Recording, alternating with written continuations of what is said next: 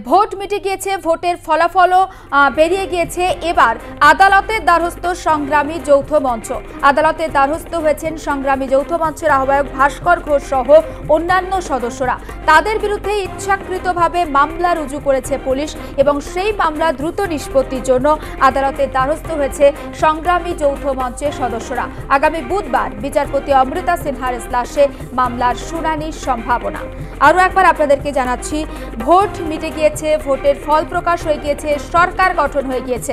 এবার সংগ্রামী যৌথ মঞ্চের তরফ থেকে একাধিক বিষয় নিয়ে আদালতের দ্বারস্থ এবং সংগ্রামী যৌথ মঞ্চের আহ্বায়ক ভাস্কর ঘোষ সহ একাধিক ব্যক্তির বিরুদ্ধে ইচ্ছাকৃতভাবে মামলা রুজু করেছে পুলিশ। সেই মামলা দ্রুত নিষ্পত্তির জন্য আদালতের দ্বারস্থ হয়েছেন সংগ্রামী যৌথ মঞ্চের সদস্যরা। বুধবার রয়েছে বিচারপতি অমৃতা সিনহার ইজলাসে মামলার শুনানির সম্ভাবনা।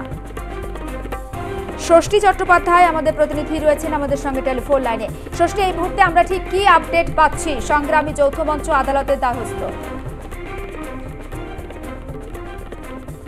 দেখো, 24শে লোকসভা নির্বাচন শেষ হয়ে যাওয়ার পর সরকার ইতিমধ্যেই গঠন হয়ে গিয়েছে, কিন্তু ভোট পরবর্তী যে একের পর এক হিংসার ঘটনা ঘটছে রাজ্য জুড়ে, একাধিক অভিযোগ রয়েছে বিরোধীদের। আমরা দেখছি যে সরকারি যে যৌথ মঞ্চ অর্থাৎ সংগ্রামী যৌথ মঞ্চ, তারাও কিন্তু আমরা ভোটের সময় দেখেছিলাম যে তারা নির্দিষ্ট একটা স্ট্যান্ড পয়েন্ট নিয়ে মূলত তারা সমর্থনের দিকে এগোচ্ছিল এবং বিভিন্ন সময়ে দেখেছি যে সংগ্রামী যৌথ মঞ্চের পক্ষ থেকে বিভিন্নভাবে তারা রাজনৈতিকভাবে তাদের বক্তব্য তারা তুলে ধরেছিল এবং সেই নির্বাচনের শেষ হয়ে যাওয়ার পর সংগ্রামী যৌথ মঞ্চের একাধিক যারা কর্মী রয়েছেন আন্দোলনকারী, তাদের বিরুদ্ধে পুলিশ অনিচ্ছাকৃতভাবেই সেটা দেখা যাচ্ছে যে ইচ্ছাকৃত অনিচ্ছাকৃত দুরকম তারা মামলা রুজু করছে এবং তাদেরকে মামলায় হয়রানি করার চেষ্টা করা হচ্ছে। এই মর্মেই তারা মূলত বিচারপতি অমৃতা সিনহার এজলাসে দ্বারস্থ হয়েছেন এবং তারা রক্ষা কবচ চাইছেন এবং পুলিশ যে ইচ্ছাকৃত যে সমস্ত মামলা রুজু করেছিল সেই মামলাগুলো যাতে সেগুলোকে খারিজ করে দেওয়া হয় এই মর্মেও তাদের আবেদন এবং সেই আবেদন গৃহীত হয়েছে।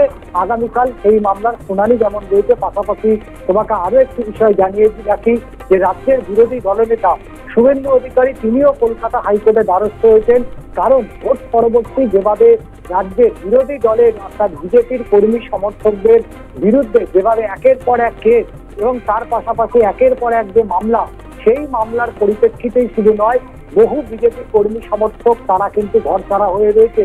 সেই সমস্ত আক্রান্ত কর্মীদের নিরাপত্তা চেয়েই মূলত কলকাতা হাইকোর্টের প্রধান বিচারপতি ডিভিশন বেঞ্চে দ্বারস্থ হয়েছে রাজ্যের বিরোধী দলনেতা শুভেন্দু অধিকারী এবং আগামীকাল এই মামলার শুনানির আশ্বাস দিয়েছেন প্রধান বিচারপতি এবং তার পাশাপাশি মামলার অনুমতিও দিয়েছে কলকাতা হাইকোর্টের প্রধান বিচারপতি ডিভিশন বেঞ্চ।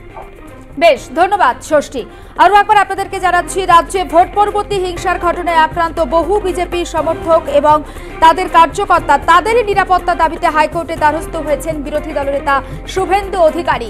অন্যদিকে হাইকোর্টে দ্বারস্থ সংগ্রামী যৌথ মঞ্চ এবং তাদের বিরুদ্ধে ইচ্ছাকৃতভাবে পুলিশ একাধিক মামলা রুজু করেছে। দ্রুত সেই মামলার শুনানির আর্জি জানিয়ে তারা হাইকোর্টে দ্বারস্থ হয়েছে এবং ভোট পরবর্তী হিংসায় আক্রান্ত বহু বিজেপি কর্মী এবং তাদের নিরাপত্তাহীনতা ভুগছেন, তাদের নিরাপত্তা দাবিতে হাইকোর্টে দ্বারস্থ বিরোধী দলনেতা শুভেন্দু অধিকারী। প্রধান বিচারপতি টি.এস. শিবকানম এবং বিচারপতি হিরণময় ভট্টাচার্যের ডিভিশন বেঞ্চে দৃষ্টি আকর্ষণ করেছেন আইনজীবী বিল্ব ভট্টাচার্য।